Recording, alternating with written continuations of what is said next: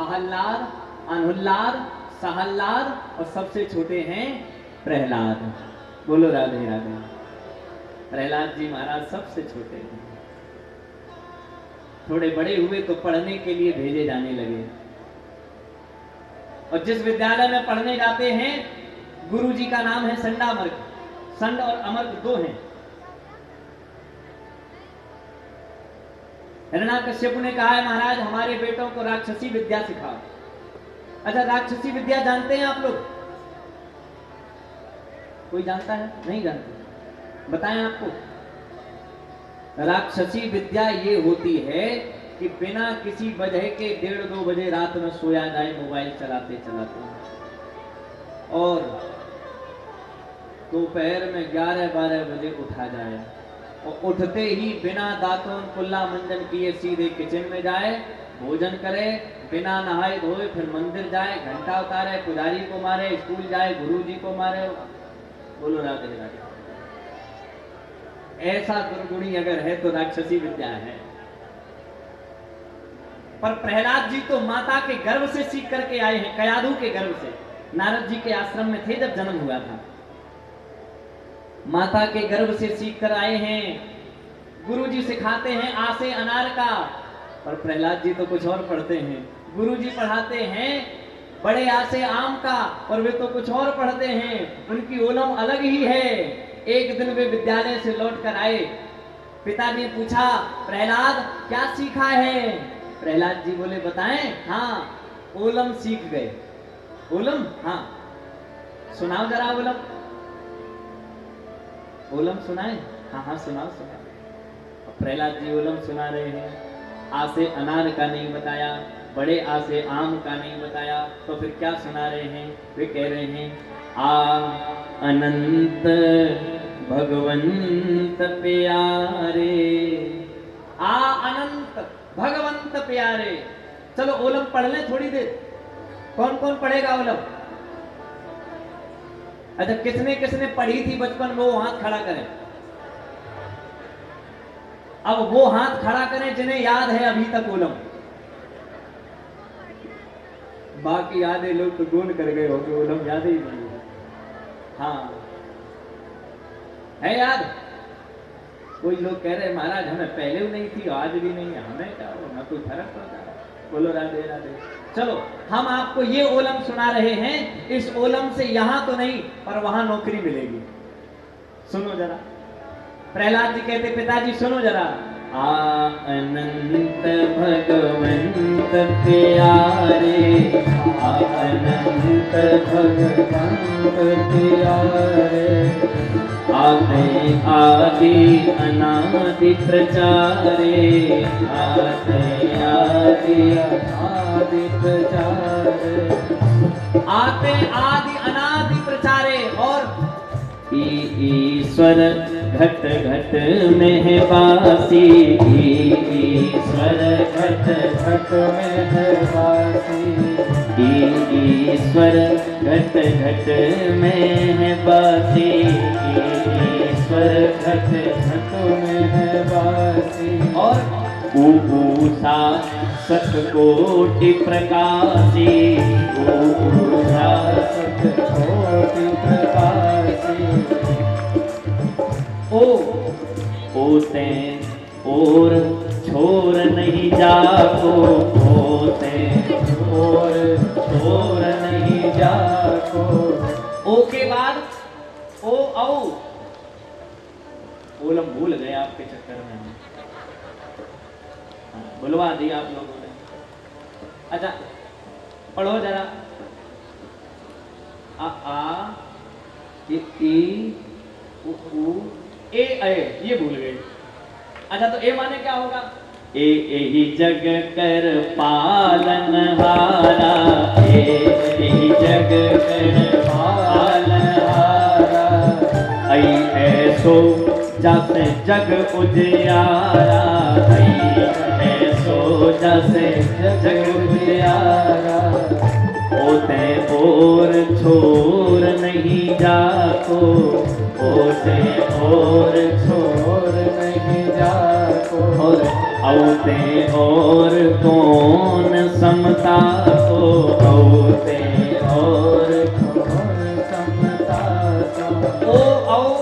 औ के बाद अंगहा, अंगहा माने कुछ नहीं, तो इधर भी नहीं होगा।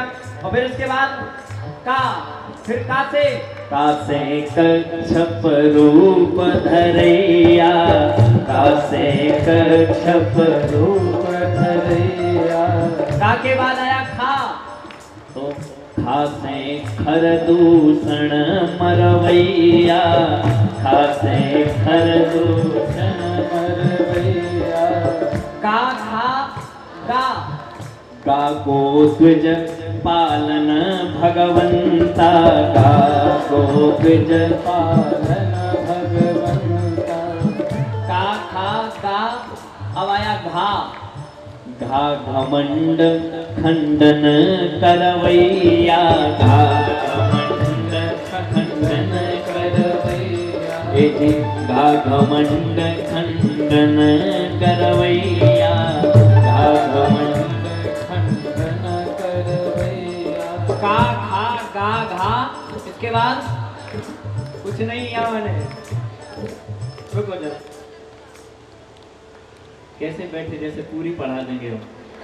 हाँ, पूरी नहीं पढ़ाएंगे ना ना, अरे भैया बिल्कुल नहीं, पूरी पढ़ा दें कोचिंग बंद हो जाएगी हमारी, बाद में कोचिंग में भी तो पढ़ने आए। पूरी नहीं, फिर बोले उतनी पढ़ाओ जितने में बच्चे को लगे कि और पढ़ें और पढ़ें। प्रहलाद जी ने पूरी ओलम नहीं, बस ऐसा एक अंतिम शब्द बताया। कौन सा? जिससे प्रहलाद की बात सुनकर ये सब तो सुन रहे थे, हिरण्याकश्यप को क्रोध नहीं आया। जैसे ही एक शब्द कहा सब कुछ सुना, पर जहां बोले ता था दा, दासे बोले दासे दानव वंश विनाशी, दासे दानव वंश विनाशी, दासे दानव वंश विनाशी, दासे दानव वंश विनाशी। प्रहलाद जी बोले दासे दानव वंश विनाशी, दैत्यम चंद्रमणि जातो एवं कंटकंद्रमा। प्रहलाद को जमीन पर पटक दिया। ए प्रहलाद, ये क्या कह रहा है तूने? और सब कुछ कहा मैंने सुना, पर ये क्या कहता है दानव वंश विनाशी? जिस वंश में जन्म लिया उसी वंश का विनाश करेगा। किसके बल पे बोलता है?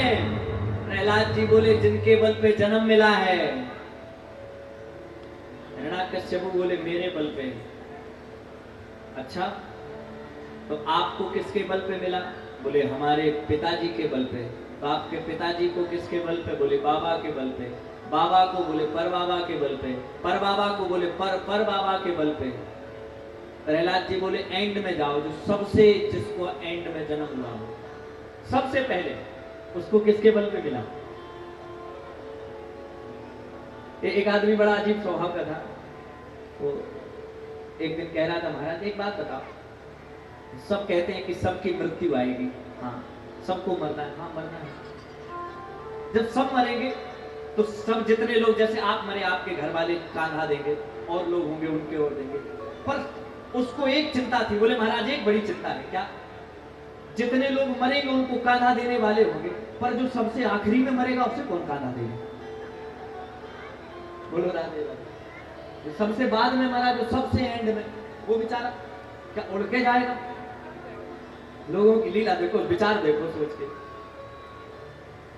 प्रहलाद जी ने जब ओलम सुनाई, हिरण्याकश्यप बोले कि किसके बल पे कहता है? राम प्रताप समुझ कपि कोपा। गुरुजी ये तुमने क्या सिखाया हमारे बच्चे को? गुरुजी बोले हमने नहीं सिखाया, ले जाओ इसे। पता है, फिर पढ़ने गए, एक सप्ताह बाद फिर छुट्टी हुई। क्या सीखा?